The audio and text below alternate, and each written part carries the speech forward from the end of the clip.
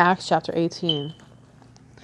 After these things, Paul departed from Athens and went to Corinth, and he found a certain Jew named Aquila, born in Pontus, who had recently come from Italy with his wife Priscilla, because Claudius had commanded all the Jews to depart from Rome. And he came to them. So, because he was of the same trade, he stayed with them and worked. For by occupation they were tent makers, and he reasoned in the synagogue every Sabbath, and persuaded both Jews and Greeks. When Silas and Timothy had come from Macedonia, Paul was compelled by the Spirit and testified to the Jews that Jesus is the Christ. But when they opposed him and blasphemed, he shook his garments and said to them, "Your blood be upon your own heads. I am clean. From now on I will go to the Gentiles." And he departed from there and entered the house of a certain man named Justus, one who worshipped God, whose house was next door to the synagogue. And Crispus, the ruler of the synagogue, believed on the Lord with all his household, and many of the Corinthians, hearing, believed and were baptized. Now the Lord spoke to Paul in the night by a vision. "Do not be afraid, but speak. Do not keep silent, for I am with you, and no one will attack you to hurt you, for I have many people in this city." And he continued there 1 year and 6 months, teaching the word of God among them. When Gallio was proconsul of Achaia, the Jews with one accord rose up against Paul, and brought him to the judgment seat, saying, "This fellow persuades men to worship God contrary to the law."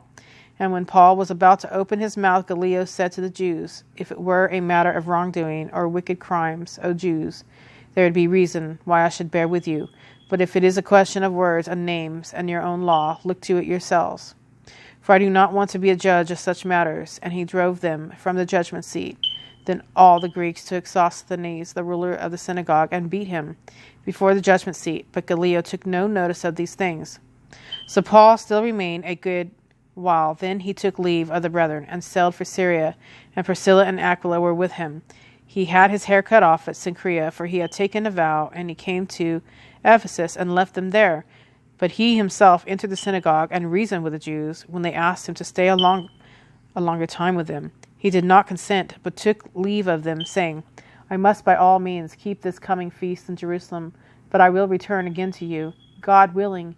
And he sailed from Ephesus, and when he had landed at Caesarea and gone up and greeted the church, he went down to Antioch after he had spent some time there. He departed and went over the region of Galatia and Phrygia, in order strengthening all the disciples. Now a certain Jew named Apollos, born at Alexandria, an eloquent man, and mighty in the Scriptures, came to Ephesus. This man had been instructed in the way of the Lord, and being fervent in spirit, he spoke and taught accurately the things of the Lord, though he knew only the baptism of John.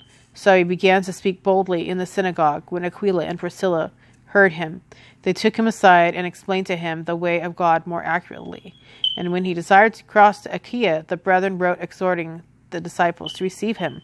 And when he arrived, he greatly helped those who had believed through grace, for he vigorously refuted the Jews publicly, showing from the Scriptures that Jesus is the Christ.